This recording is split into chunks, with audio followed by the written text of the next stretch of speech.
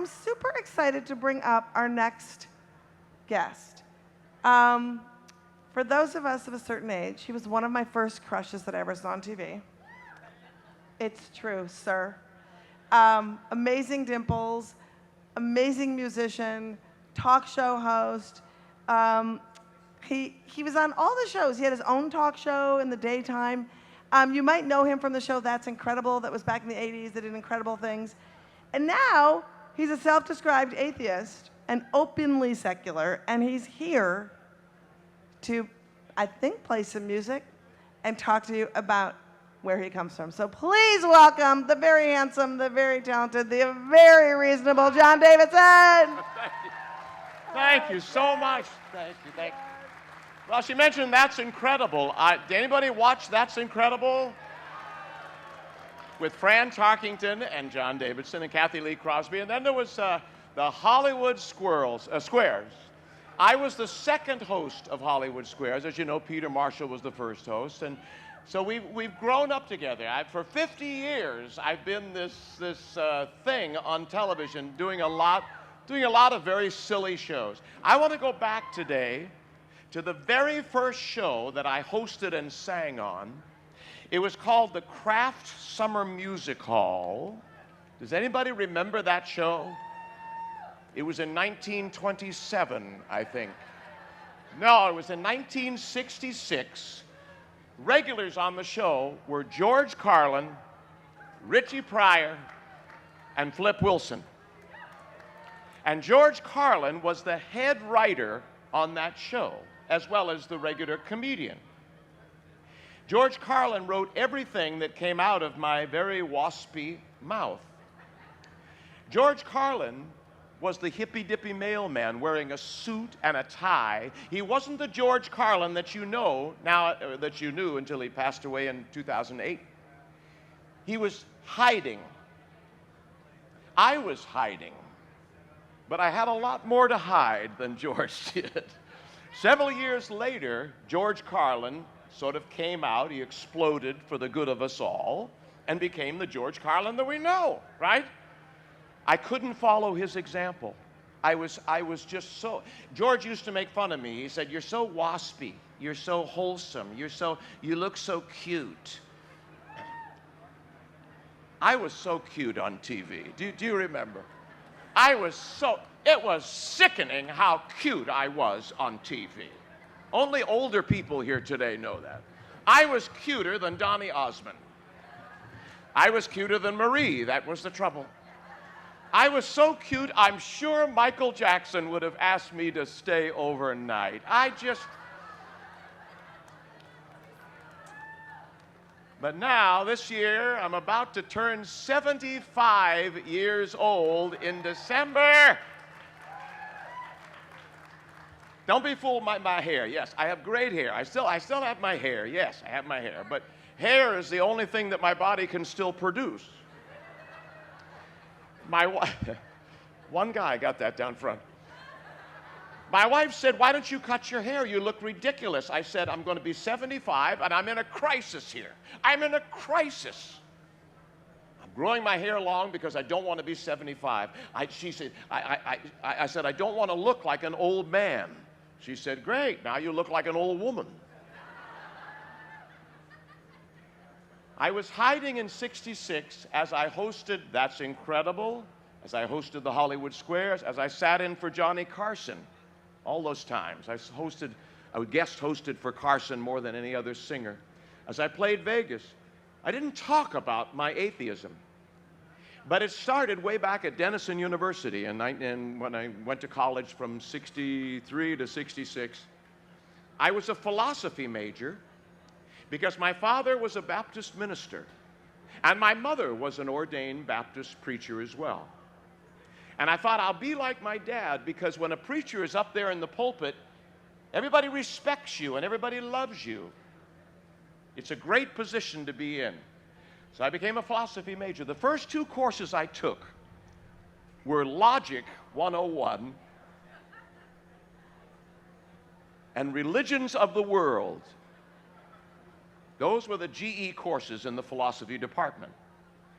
Right away, logic and studying all the religions of the world, right away you figure out that all religions are man-made superstitions based on man's superstitions and fears in order to stifle creative thinking and self-discovery.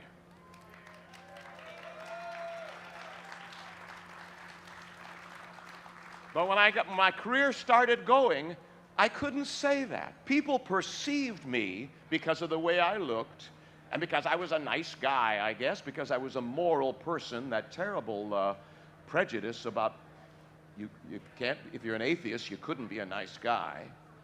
So people assumed that I was very, very religious and that I believed in the boogeyman in the sky. So I didn't rock the boat.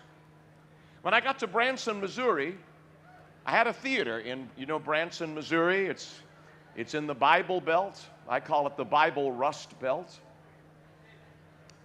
I had a theater there, the John Davidson Theater, for three years. In Branson, you're supposed to close your show either with God Bless America or with a gospel tune. I didn't. I closed with Rudyard Kipling's poem, If, to make people think.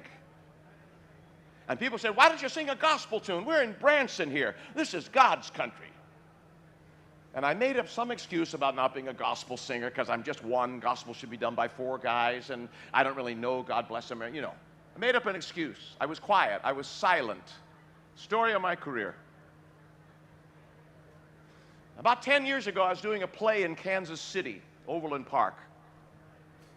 And they wanted me to promote the play by singing at the Kansas City Royals game, at the baseball game in the stadium. They wanted me to sing at the 7th inning stretch.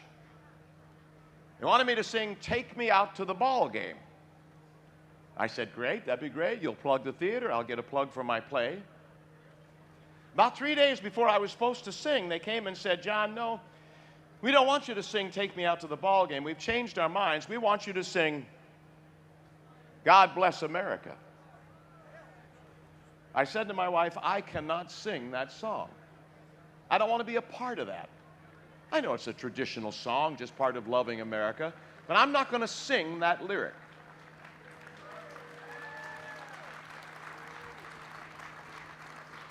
But here's the trouble. I didn't say that because I was hiding.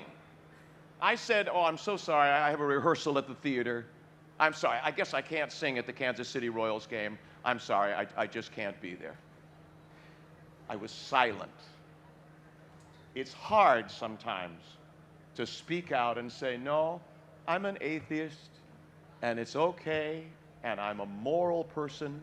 I don't need an imaginary friend or a boogeyman in the sky to make me a good person. That's hard to say sometimes. I know, because so I went and joined a group called Openly Secular. About 1.5 years ago, when Openly Secular was just getting started, my wife found it on the internet. She said, you ought to go down, you ought to call these people. I did.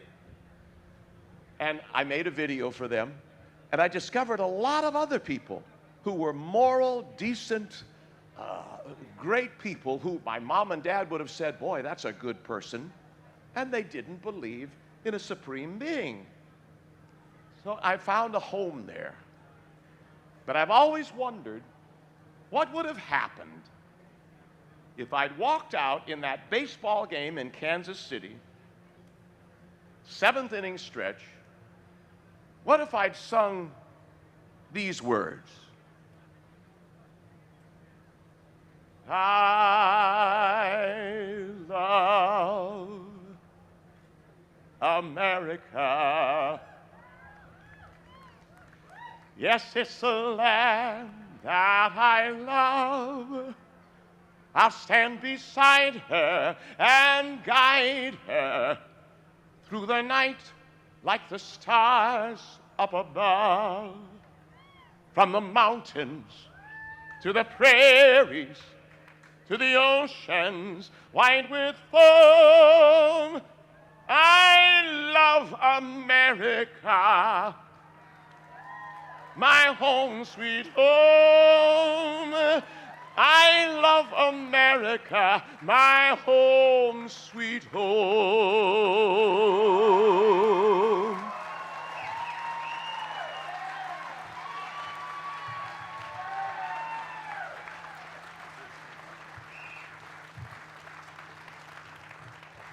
I have a friend whose name is Roy Zimmerman. Does anybody know Roy? Don't you love Roy Zimmerman? I got a crush on this guy, I swear. I've told my wife about it. She says, yeah, you do. That's okay.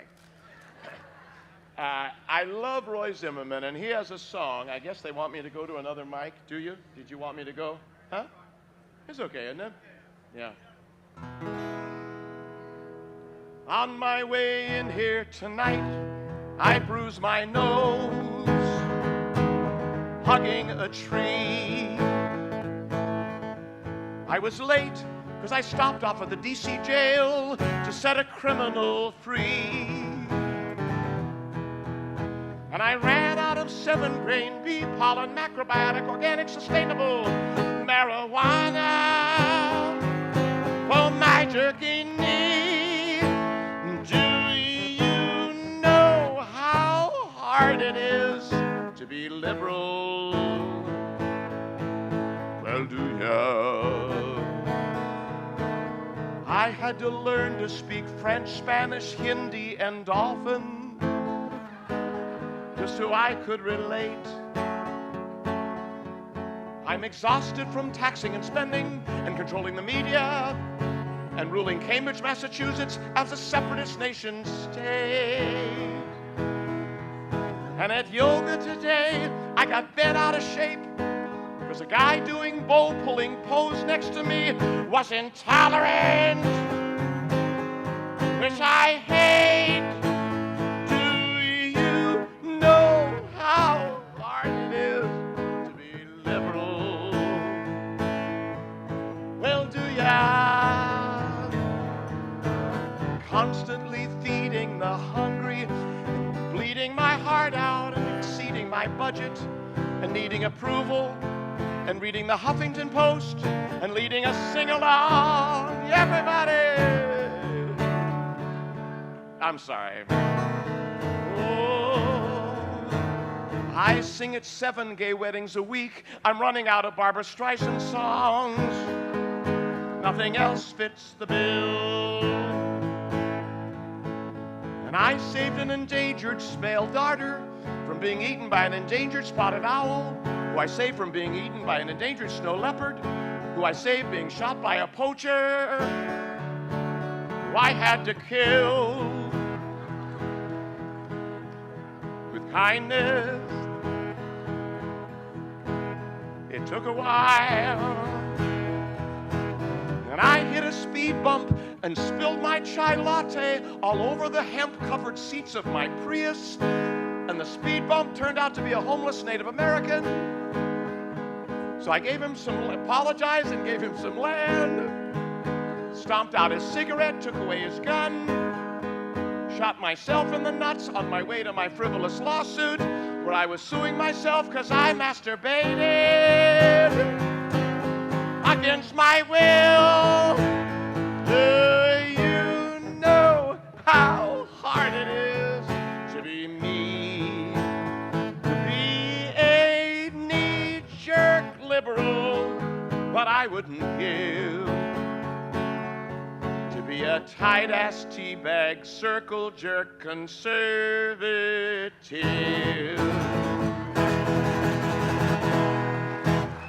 Thank you so much.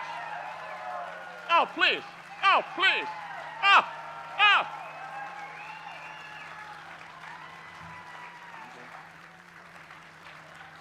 Are you introducing the next person? I am. Oh, great. All right. Enjoy the rest of the show. We have so many talented, wonderful people here. See you later. John Davidson. He will also be back to be hosting in a little bit for the second half. So awesome sauce, right?